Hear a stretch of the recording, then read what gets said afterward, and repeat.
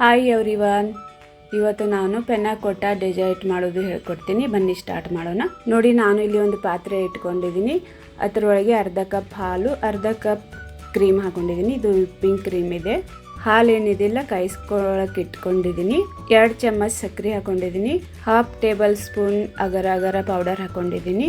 ನೀವು gelatin use ಮಾಡ್ಬೋದು. Gelatin ಏನಂದರೆ ನಾನ್ ವೆಜ್ ಇರುತ್ತೆ.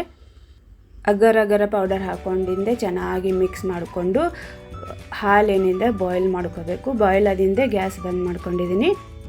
ನೋಡಿ, ನಾನು ಪ್ಲಾಸ್ಟಿಕ್ ರ್ಯಾಪರ್ ತೊಗೊಂಡು ಈ ರೀತಿ ಪ್ಯಾಕ್ ಮಾಡಿಕೊಂಡು 1 ಗಂಟೆ ಫ್ರೀಜ್ ಒಳಗೆ ಸೆಟ್ ಆಗಲಿಕ್ಕೆ ಇಟ್ಕೊಂಡಿದ್ದೀನಿ. ನೋಡಿ, ಈಗ ನಾವು ಸ್ಟ್ರಾಬೆರಿ ಸಾಸ್ ಮಾಡ್ಕೊಳ್ಳೋಣ. ನೋಡಿ, ಈ ರೀತಿ ನಾನು ಕೆಂಪಾಗಿದ್ದು ಸ್ಟ್ರಾಬೆರಿ ತೊಗೊಂಡಿದ್ದೀನಿ. ಇದು ಚೆನ್ನಾಗಿ ಕಲರ್ ಇರಬೇಕು. ನೋಡಿ, ಈ ರೀತಿ ಸಿಪ್ಪೆ ತಕ್ಕೊಂಡು ನಾನು ಚೆನ್ನಾಗಿ ತೊಳ್ಕೊಂಡು ಈ ರೀತಿ ಕಟ್ ಮಾಡ್ಕೊಂಡಿದ್ದೀನಿ.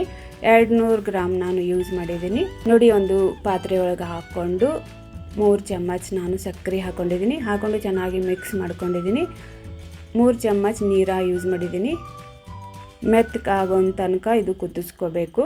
ನೋಡಿ, ಇದು ಪೆನ್ನಾಕೋಟಾ ಡೆಸರ್ಟ್ ರೆಡಿಯಾಗಿದೆ. 1 ಗಂಟೆ ಆದಿಂದ ನಾನು ತಕ್ಕೊಂಡಿದ್ದೀನಿ.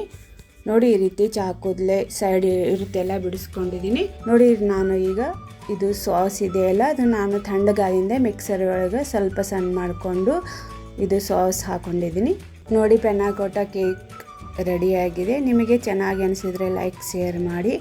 ನಿಮಗೆ ಇನ್ನೂ ಚೆನ್ನಾಗಿ ವಿಡಿಯೋ ಬೇಕಂದರೆ ನನ್ನ ಚಾನಲ್ ಒಳಗೆ ಇದೆ, ನೀವು ನೋಡಿ.